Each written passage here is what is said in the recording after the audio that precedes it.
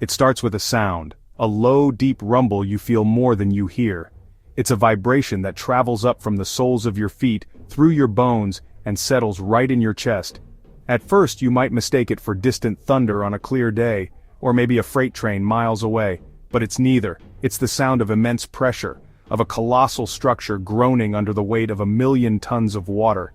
This is the sound of a giant waking up. The air itself seems to grow heavy, thick with anticipation. Everyone stops what they're doing. Eyes turn toward the massive wall of concrete. The alarms begin to blare. Piercing horns cut through the air. They are loud, insistent, the voice of the dam. Downstream, people and animals heed the warning. Birds suddenly take flight from the trees along the riverbank. The landscape's quiet is shattered by warning signals and the groan of steel and concrete. The moment is almost here. Then you see it. A crack of light appears along the base of a massive steel gate. It's just a sliver at first. A trickle of water escapes, impossibly small against the structure. But this isn't just a leak. This is the beginning. The rumble intensifies, becoming a roar. The trickle becomes a torrent, then a jet, shooting out with incredible force. This is the moment the dam opens. So, what is this concrete monster really? At its heart, a dam is a very simple idea. It's a wall, a really, really big wall built across a river. Its job is to stop or control the flow of water. Think of it like putting your thumb over the end of a garden hose. You're blocking the water, building up pressure behind your thumb. Dams do the same thing, but on a scale that's hard to wrap your head around. They create a huge artificial lake behind them, which we call a reservoir. That stored water is a resource, a battery of potential energy. The main reason we build these things is for control. Sometimes rivers flood catastrophically, other times they almost dry up. Dams let us manage those extremes. Another huge job for dams is making electricity. Giant spinning propellers, turbines, sit in that rushing water, which turn generators, and the generators make electricity. Recreation, boating, fishing, the water can be pumped to irrigate vast farmland, turning dry land productive. It's a multi-purpose tool. Massive infrastructure harnessing a river for many reasons. It's a game changer for any region that has one. So, you've got this massive dam holding back a lake the size of a small state. You don't just open the gates on a whim. The decision to do so is a serious one, made by a team of engineers and water managers who are constantly watching a whole dashboard of information. Their main concern is the water level in the reservoir. They have precise measurements, down to the inch, and they know the exact capacity of the dam. When heavy rains or a rapid snowmelt upstream cause the reservoir to fill up too quickly, they know they have a problem. The water has to go somewhere, or it will eventually go over the top. The worst-case scenario. This process is called a controlled release.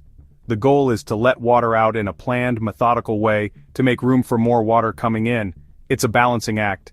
The engineers use complex computer models that predict inflows to the reservoir. They look at weather forecasts. They calculate how much to release per second to keep the reservoir safe. Before a single drop is released, a chain of communication kicks into gear. Opening a dam isn't like turning a faucet. You're dealing with forces that are almost unimaginable. The pressure at the bottom of a large dam can be over 600 pounds per square inch. That's like having several large men standing on a single postage stamp. The gates holding back that force are incredible feats of engineering. They can be massive slabs of steel weighing hundreds of tons each. You can't just send a guy out with a big wrench. The whole process is controlled by powerful hydraulic systems, massive electric motors that slowly, deliberately lift or lower these colossal gates. It's a slow and steady process because doing anything fast with this much power would be catastrophic. There are different kinds of gates for different jobs. The most dramatic ones are often the spillway gates. When these open, you get that classic, awe-inspiring curtain of water thundering down a concrete slope. But there are also outlets lower down in the dam. These are essentially giant pipes tunnels running through the base of the structure. Opening these creates a high-pressure jet of water that can shoot hundreds of feet out into the river below. The process is meticulously sequenced. Instead, they open them one by one. They might start by opening one gate just a few feet. They watch the monitors. It's a symphony of power, and the engineers are the conductors. The moment that water bursts from the dam, the river below is instantly and violently transformed. What might have been a calm, placid flowing stream is suddenly a raging, turbulent monster. Before and after. Low rocky riverbed or wide torrent. The first thing you notice is the speed.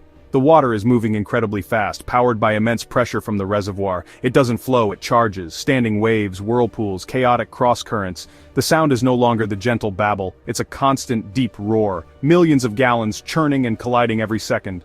The river has been given a massive injection of energy. The water level rises with alarming speed. A riverbank you stood on minutes ago is now underwater. Small islands disappear beneath the rise, sandbars vanish, rocky outcrops submerged. The river becomes wider, reclaiming its floodplain. The color changes. Muddy, opaque brown. The release scours the reservoir bottom, flushed downstream in a huge sediment plume. This surge sculpts the landscape, moves large rocks, a violent rebirth, but a rebirth nonetheless. The impact of a dam opening extends far beyond the water itself. For people living downstream, it's a major event that can be both beneficial and incredibly dangerous. Farmers who rely on river water for irrigation might see the release as a blessing, a guarantee of water for their crops through a dry season. But if the release is for flood control, it's a direct threat. Homes, roads. Bridges in low-lying areas are at risk of being inundated. The warnings issued by the dam authorities are not suggestions. Evacuations are common, as entire communities have to pack up and move to higher ground until the surge passes. For animals, the change is sudden and often brutal. Creatures that live along the riverbank, like beavers, ground-nesting birds, can see their homes and burrows flooded in an instant. Deer and other land animals that use the river as a watering hole might find themselves cut off or swept away by the unexpectedly swift current. It's a dramatic and often deadly disruption to their daily lives. However, for the aquatic life within the river, the story is more complicated. Fish can be battered by the turbulence. But for many species, this is exactly what they have evolved to handle. High flows cue fish to spawn.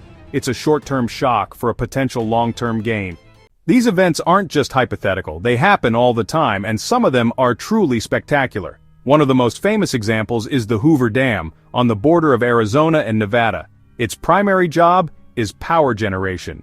In 1983, a huge snowpack and warm spring weather sent massive meltwater into the Colorado River. The site was a massive wall of white water thundering down the spillway tunnels. Another giant, the Three Gorges Dam in China, the largest hydroelectric dam in the world. Its main purpose, flood control on the Yangtze River. In summer 2020, China had some of the worst floods in decades. The Three Gorges Dam opened its spillway gates multiple times, releasing up to 49,000 cubic meters per second.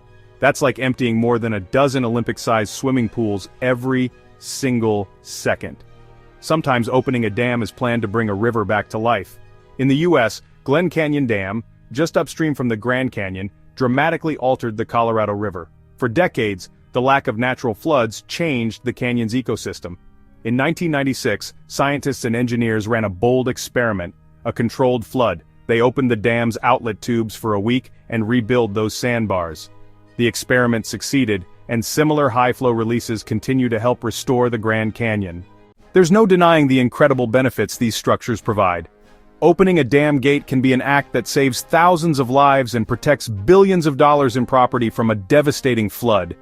The ability to store water and release it during a drought can mean the difference between a thriving agricultural community and the clean, renewable energy generated by these dams powers our modern world without pumping carbon into the atmosphere.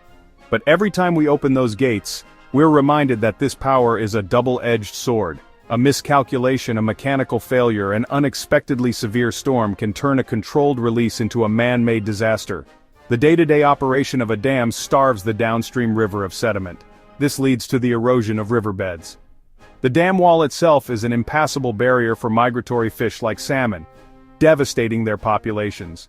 The very act of turning a wild, free-flowing river into a series of placid, controlled lakes fundamentally changes the character of the landscape forever. We gain control, but we lose a piece of the natural world in the process. Opening a dam is the perfect symbol of this conflict.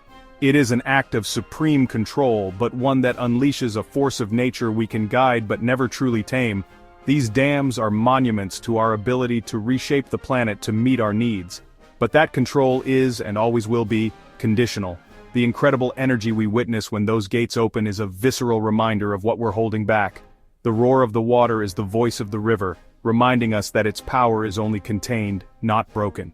We are merely stewards of this immense force. We've built a cage for a titan, And while we hold the key, the Titan is always there, pressing against the bars, waiting. See it for what it is, a testament to a grand bargain we've made with our rivers. But the power that flows through them has been and always will be the rivers. And that's a dirty job that never ever ends.